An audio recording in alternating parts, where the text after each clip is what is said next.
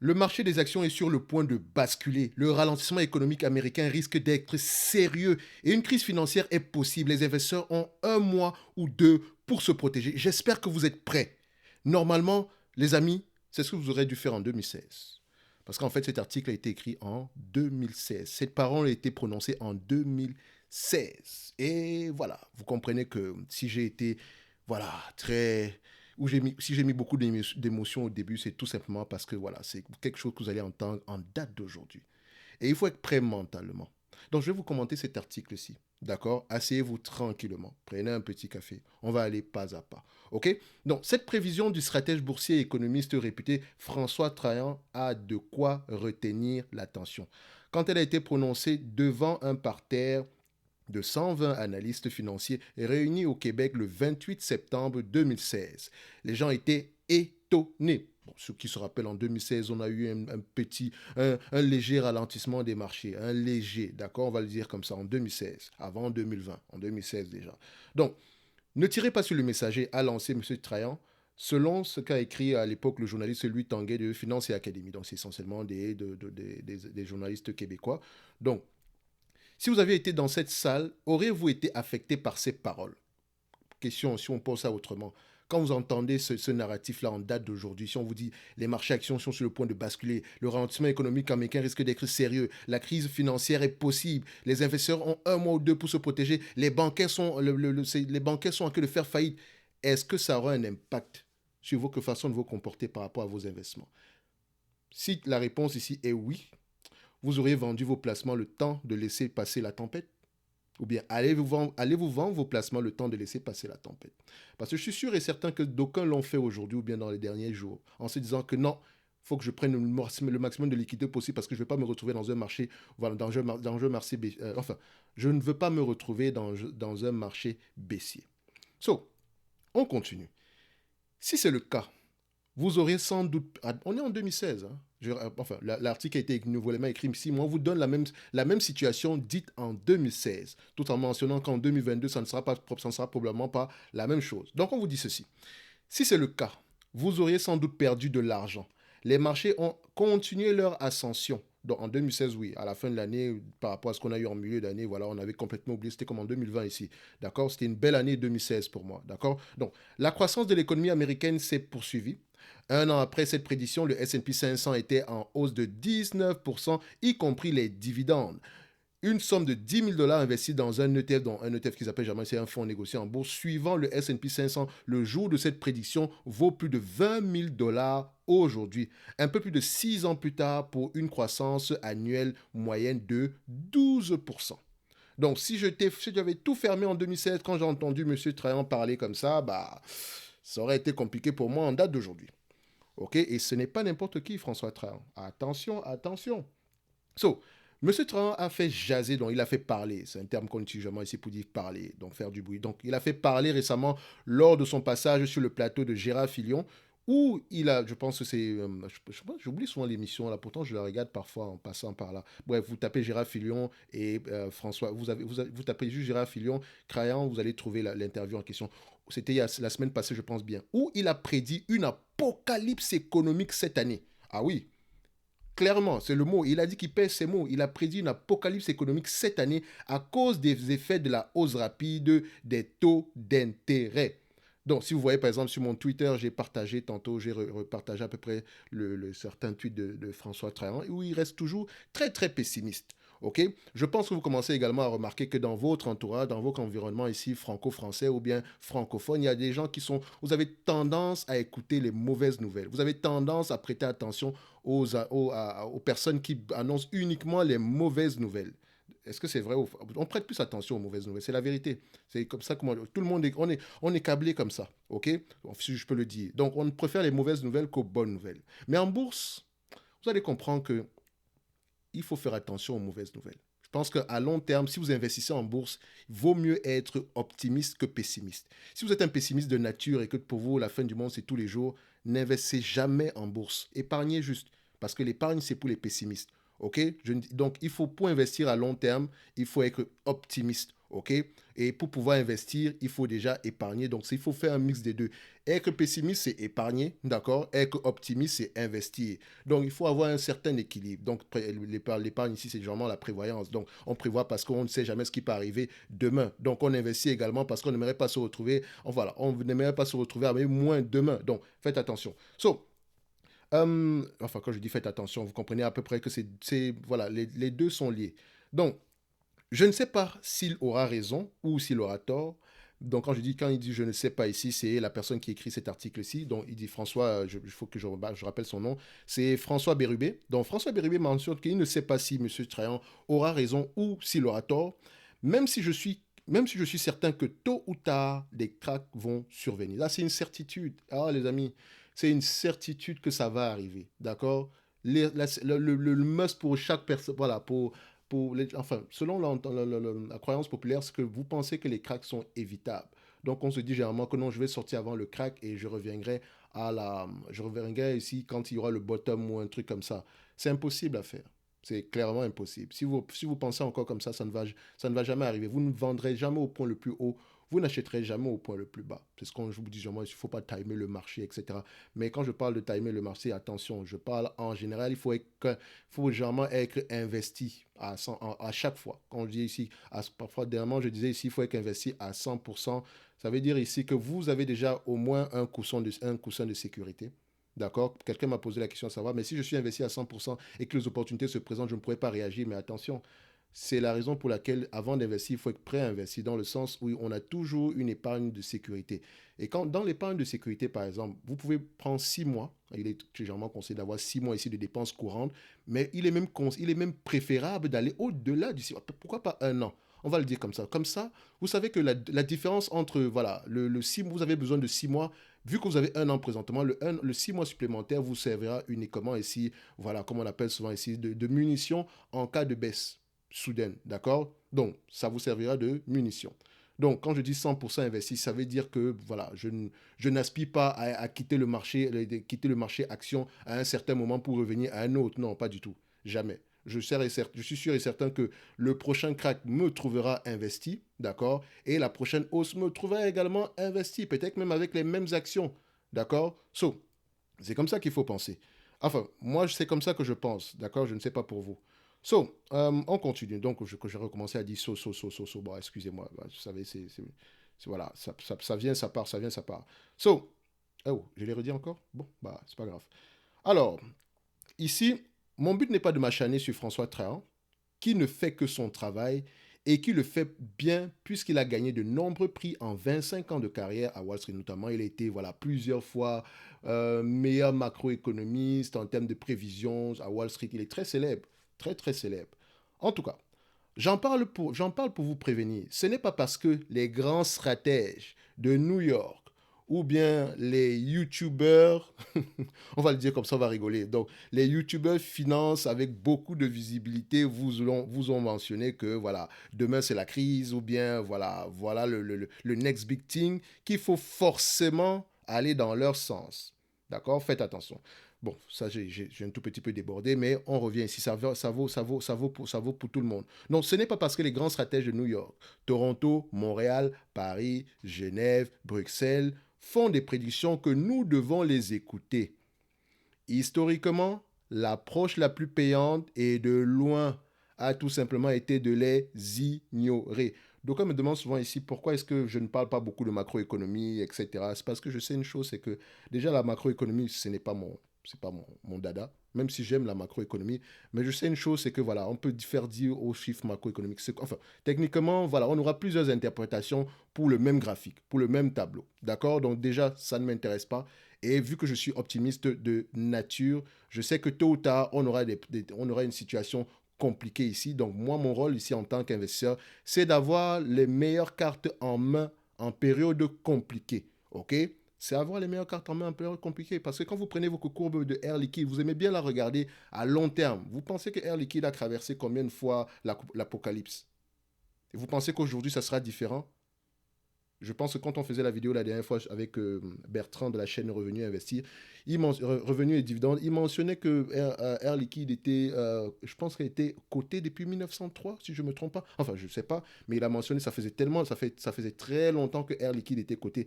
Et imaginez juste tout ce qu'elle a dû traverser jusqu'à aujourd'hui. Imaginez juste. Donc, si on n'était pas optimiste de nature dès le début, voilà, vous n'aurez jamais pu garder cette compagnie-ci. Enfin, techniquement, vous n'aurez jamais pu garder cette compagnie-ci aussi longtemps. Donc, bon, techniquement, personne d'entre nous n'est né en 1903, je pense bien. Donc, la majorité ici, on est plus dans les années ici, voilà, on va se dire ici 50. Enfin, pas la majorité, mais en moyenne, on est plus dans les années, en moyenne, ici sur la chaîne, on est plus dans les années 80 ici. En moyenne.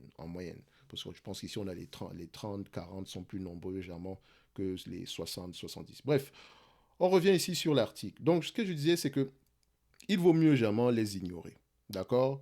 Donc, il faut comprendre que les stratèges ne parlent pas pour l'investisseur moyen. Leur public, ce sont les investisseurs institutionnels et des gestionnaires de portefeuille qui doivent rendre des comptes à court terme et pour qui chaque soubresaut du marché est important. Aussi, c'est fou de voir à quel point les stratèges se trompent. Pas juste un peu, énormément. Chaque début d'année, les économistes des grandes firmes d'investissement de Wall Street donnent leurs prédictions quant à la valeur du S&P 500 en fin d'année. Voici ce que cela a donné. Enfin, quand il dit voici ce que cela a donné en 2022, je pense qu'il y a un problème à ce niveau. Enfin, pas qu'il y a un problème, mais je pense qu'il y a quelque chose qui manque ici. Bref, il dit ceci. L'année 2022 n'a pas été exceptionnelle en matière de mauvaises prédictions. D'accord? Donc, c'est-à-dire qu'elle était voilà, normale. Chaque année, c'est la comédie des erreurs. La réalité surprend toujours les économistes. C'est justement parce que l'économie n'est pas menée par des colonnes de chiffres.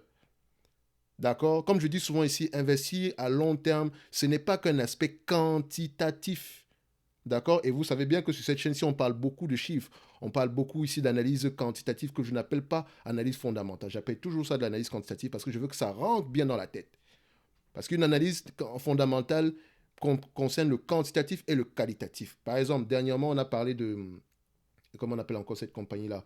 Dernièrement, ici, j'ai parlé par exemple de LVM. Enfin, quand je dis LVMH, on a parlé de plusieurs compagnies dernièrement. OK? Donc, je prendrai peut-être l'exemple ici de la compagnie Home Depot.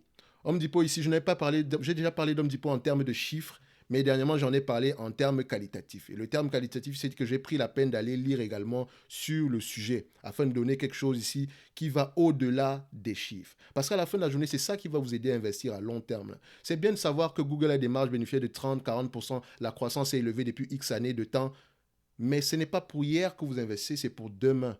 Aujourd'hui, quand on parle de chat GPT, comment est-ce que ça impacte Google? Quand on parle ici du ralentissement ici du marché de la pub, comment est-ce que ça pourrait impacter Google? Quand on parle ici du fait que euh, Apple est modifié ici, est modifié ici la façon de pouvoir comment on appelle encore ça? J'oublie toujours ce terme-là en fait. Voilà, la modification qu'ils ont effectuée dernièrement afin que les utilisateurs ne soient plus suivis sur les applications comme Facebook, etc. Donc, ce qui a entraîné le fait que la publicité devient de moins en moins efficace. Comment est-ce que Facebook va pouvoir va pouvoir répondre à cette situation-là? Et très souvent, on a l'habitude de sous-estimer le cerveau humain. Je dis bien, les amis, il faut faire attention. Restez des éternels optimistes. Je n'aime pas parler de mauvaises nouvelles. Donc, vous allez même souvent voir, quand je parle de faillite, crack, tout ça, je n'aime pas utiliser ces titres-là. Vous avez vu que moi, je ne sais pas faire des titres aguicheurs. C'est sans doute pour ça que j'ai pas beaucoup de vues. Parce que j'ai souvent remarqué que quand je parle de mauvaises nouvelles, comme par exemple sur cette vidéo-ci, je suis sûr et certain que il y aura enfin, il y aura, vous serez intéressé par cette vidéo aussi par rapport au titre, ok? Mais ce que vous allez trouver ici ne sera peut-être pas dans le sens espéré de la vidéo, tout simplement parce que vous aimez les mauvaises nouvelles. On aime les mauvaises nouvelles, ok? Donc, pour revenir ici à notre sujet, c'est que, voilà, les chiffres, l'économie, ce n'est pas qu'une question de chiffres et de colonnes. Comme les entreprises, investir à long terme, ce n'est pas qu'une question de chiffres et de colonnes. C'est très important les chiffres, mais ça va au-delà également. Ok? Donc, elle est menée par les décisions de milliards d'êtres humains et les humains sont difficiles à déchiffrer. D'accord? Une mauvaise décision d'un manager ici peut impacter à long terme la compagnie. Par exemple, comme SVB. SVB en réalité n'a pas pris vraiment de risque, hein, à la fin de la journée. Quand vous regardez bien, elle n'a pas pris de risque, ok, genre démesuré en réalité. C'est juste qu'elle s'est retrouvée, elle a fait une erreur justement en termes d'appréciation, enfin quand je dis appréciation, techniquement, elle a fait une erreur en termes d'appréciation de ces risques-là, en allant trop investir dans des bons du trésor à longue durée, sans prendre en considération que la période actuelle pouvait être assez compliquée. Et après, quand on se retrouve dans une période où les gens commencent à retirer leur cash ici, vous avez besoin de vendre vos actifs pour pouvoir rembourser les dépôts des clients avec les intérêts. Or, vous vendez les actifs à perdre, voilà la situation. Vous vous retrouvez dans une situation assez compliquée. Ce n'est pas qu'elle est partie investir, je ne sais pas moi, dans le next big thing et ça n'a pas marché, elle a perdu l'argent de ses clients. Non, pas du tout.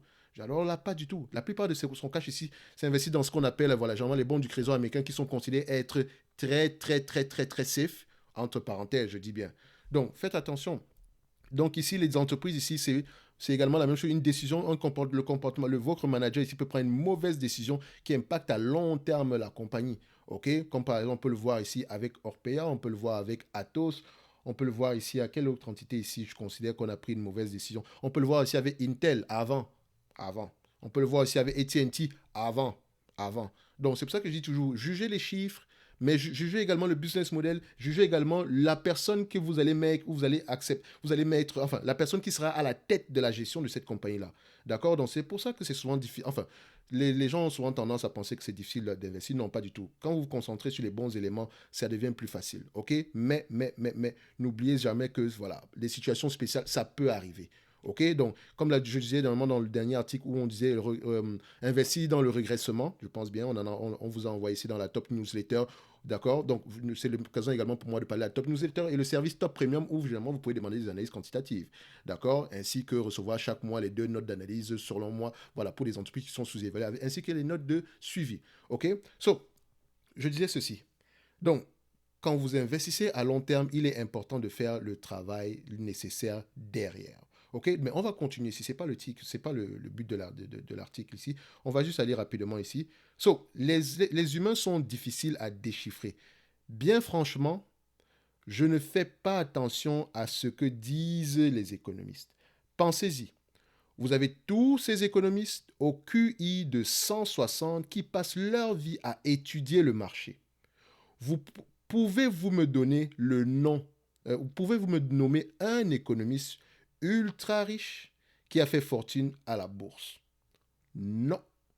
Et vous pouvez m'aller regarder dans la liste Bloomberg. La plupart ici, vous n'allez trouver aucun économiste. C'est bizarre, n'est-ce pas? Tout simplement parce que la plupart du temps, être économiste, ça ne veut pas dire que vous pouvez être un bon investisseur. Un bon macroéconomiste n'est pas forcément un bon investisseur. Comme quelqu'un qui a un diplôme en finance, un doctorat en finance n'est pas forcément un bon investisseur. C'est ça que je dis toujours que vous pouvez être de très bons investisseurs, les amis, si vous vous posez les bonnes questions. De très bons investisseurs. Donc, si vous vous limitez parfois au fait de dire que non, je n'ai pas étudié la finance, machin, non, non, non, ce n'est pas une raison. Il y a beaucoup d'exemples ici, il y en a trop même, de personnes qui ne sont même jamais allées qui n'ont jamais fait le secondaire, d'accord, qui ne sont jamais allés plus loin que le primaire, qui sont pourtant devenus des très bons investisseurs. Ok? Tout ceci, c'est la lecture, le travail, le questionnement perpétuel. C'est juste ça. C'est aussi facile que ça. Ok? Donc, on continue. Ça, c'est Warren Buffett qui le mentionne. Et ce n'est pas un économiste. Mais il n'engage pas non plus des économistes. Je pense qu'il avait également mentionné que si vous avez ne serait-ce qu'un économiste dans votre entreprise, vous avez un employé de trop. C'est une façon de dire qu'on n'en a pas besoin réellement pour investir à long terme. OK? Donc, Buffett, je n'aime pas dire Buffett, c'est Buffett. Buffett avait 2 T. Buffett cite l'exemple de John Maynard Keynes, l'un des plus grands théoriciens économiques de l'histoire et père de la macroéconomie, soit l'étude des grands courants économiques comme la consommation, l'inflation, le produit intérieur brut et le chômage notamment. Déterminé à utiliser ses connaissances pour s'enrichir, Keynes a fait des placements à la bourse et dans les devises dans les années 1920 à 1930. Il a perdu beaucoup d'argent avant de changer de méthode et d'investir à long terme avec plus de succès. Et laissez-moi vous dire qu'il n'investissait pas en se basant sur la macroéconomie. Hein. Non, pas du tout. C'est pas que, il a compris dès le début que s'il faisait comme ça n'allait pas marcher. Quand il a changé de philosophie, quand il a changé de stratégie d'investissement, ça a plutôt bien marché pour lui parce qu'il était curieux naturellement.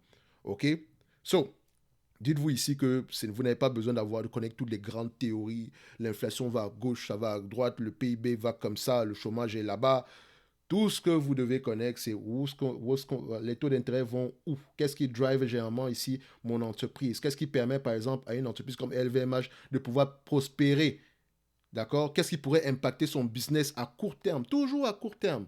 À long terme, qu'est-ce qui pourrait impacter le business? Moi, je sais par exemple que LVMH pourrait impacter à long terme si sa stratégie en termes de si en termes de marketing, elle a une stratégie trop agressive. Quand je parle de marketing, c'est dans le sens où si elle commence à faire les soldes. D'accord? C'est un exemple. Si on vous commence à voir les soldes d'LVMH à gauche, à droite dans leur magasin, foutez le camp. Ou bien si elle commence à baisser les prix tout simplement pour augmenter les volumes, quittez rapidement parce qu'elle a en train de détruire la marque. D'accord? La perception de valeur de la marque va diminuer. Tout simplement parce que les humains sont comme ça. Ils aiment l'exclusivité, ce sentiment-là que une marque comme Louis Vuitton peut offrir. Les gens sont capables d'économiser énormément d'argent pour s'offrir c'est pas moi, une sacoche Louis Vuitton ou bien une écharpe, je sais pas moi. D'accord? Donc, les gens sont capables d'économiser pendant des mois pour s'offrir une bonne bouteille d'Hennessy. Même si ils n'aiment pas le Hennessy, ils savent que ça, c'est prestigieux. D'accord? C'est prestigieux, on va le dire comme ça. Et le prix ne fait qu'augmenter. Ils savent que quand ils vont poser la bouteille d'Hennessy, on va dire, ah ouais, Hennessy quand même. D'accord? Pourtant, si vous posez à peu près la même marque, enfin pas la même marque, le même contenant, donc le même contenu, on va le dire comme ça, le contenu, donc la liqueur, dans une autre bouteille que vous allez peut-être appeler Top Invest, abonnez-vous s'il vous plaît. D'accord? Vous allez voir que, avec le même prix, ou bien à un prix inférieur, vous allez voir que personne ne va. Si vous le mettez au même prix, personne ne va acheter cette boisson, ce cognac Top Invest là. Personne ne va acheter, même avant, même s'ils le goûtent, ils vont vous dire que non, je préfère l'autre. Tout simplement parce qu'ils ont cette perception de valeur. Ils ont cette perception-là. Je pense pas. Est-ce que vous avez déjà vu ici le documentaire sur la personne? C'était quelqu'un qui avait réussi à escroquer énormément de personnes dans le monde ici du vin. Je pense ici c'est Ronnie Kuroyawan, un truc comme ça. Je ne me rappelle pas. C'était une fraude dans le vin. Donc en fait, tout ce qu'il faisait, c'est qu'il prend les bouteilles de vin de marque, faire des mélanges bizarres, d'accord, et refermer et revendre ça à des prix extrêmement élevés, d'accord. So, on va vous dire ici que quand quelqu'un rachetait ces bouteilles, il se disait que non, mais ce qui est sûr à l'intérieur, c'est du bon. Parce que la marque était déjà pour prouver que c'est déjà du bon. Donc il faut faire attention à la perception de la valeur de la marque. Ok, ça peut également avoir une influence négative sur vous quand vous essayez d'investir. Si vous tombez amoureux d'une marque, par exemple, vous pouvez vous retrouver dans une situation difficile. Donc, la marque ici n'est pas synonyme de pricing power. Il faut toujours oublier ça, d'accord? Techniquement, il devrait avoir un pricing power, mais toutes les marques n'ont pas de pricing power. Bref, entre parenthèses, on referme, on continue. Donc, Keynes a changé de stratégie d'investissement et ça a fonctionné pour lui. Si vous regardez toute l'histoire des économistes, enfin des économistes, entre parenthèses, ils ne gagnent pas beaucoup d'argent en achetant et en vendant des actions. Mais les gens qui achètent et vendent des actions les écoutent. J'ai un peu de mal avec cela. C'est ce que Warren Buffett mentionne. Je n'écoute pas de macroéconomistes. Je n'en écoute pas du tout. D'accord? Je n'écoute pas non plus les gens qui annoncent toujours les mauvaises nouvelles. À la limite, je peux lire un article dans The Economist, et même ils peuvent également se tromper. Je dois déjà accepter cela. Donc, généralement, c'est un article d'information. Mais très souvent, il faut faire attention au fait que ça ne nous influence pas.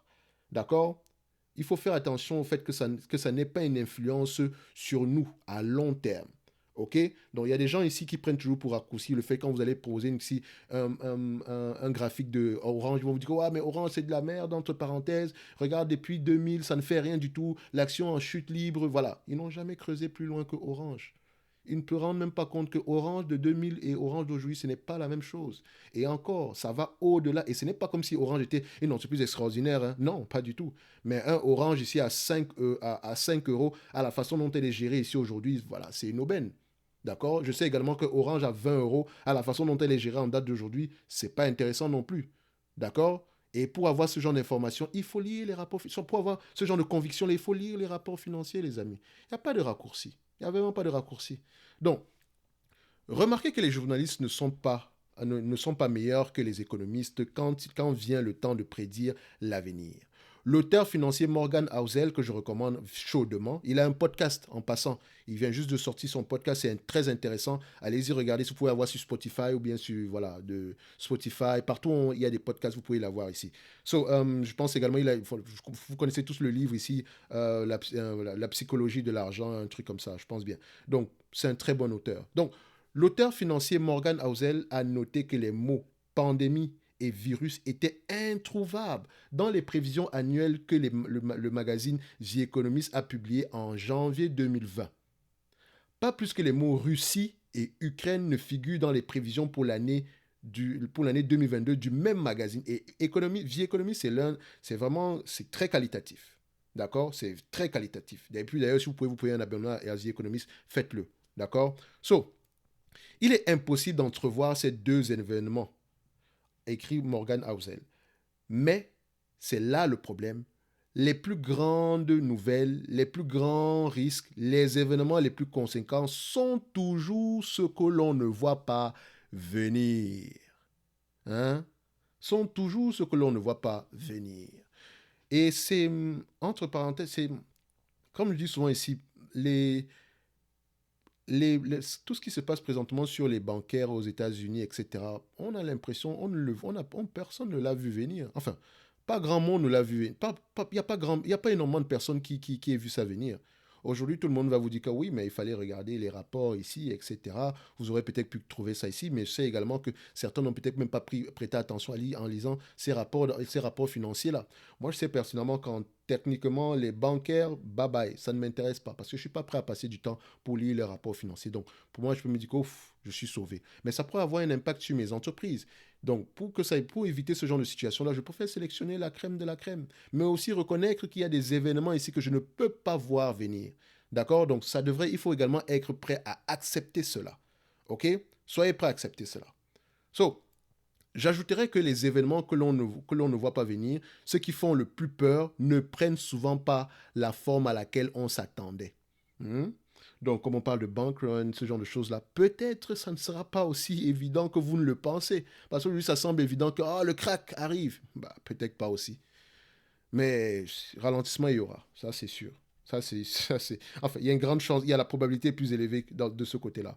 Donc, depuis 10 ans, nous avons vécu la crise de la dette en Europe, l'arrêt du gouvernement fédéral américain, Trump, la guerre commerciale entre les États-Unis et la Chine, le Brexit, le coronavirus, des taux de chômage records, le retour d'occupation double. Donc, c'est une émission de télé-réalité ici très populaire au Québec. Donc, je pense que c'était une petite blague.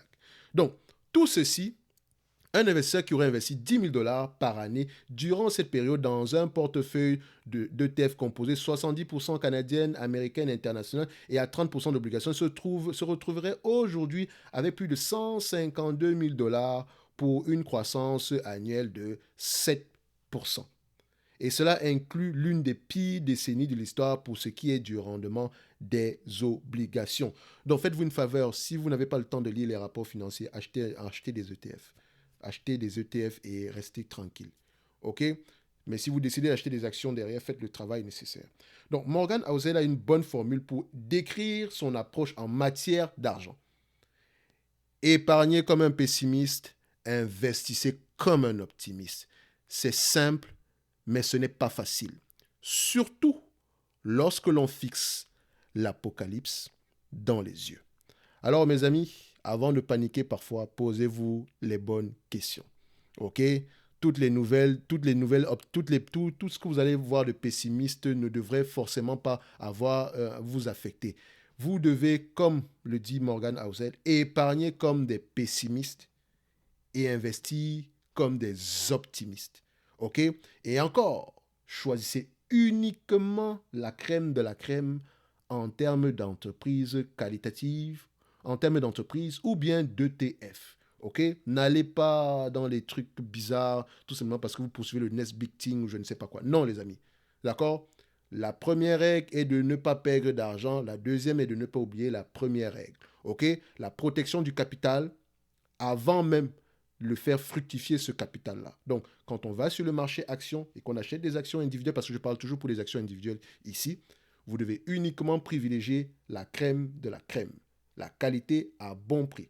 OK? Et on va revenir sur le terme bon prix tantôt sur une autre vidéo.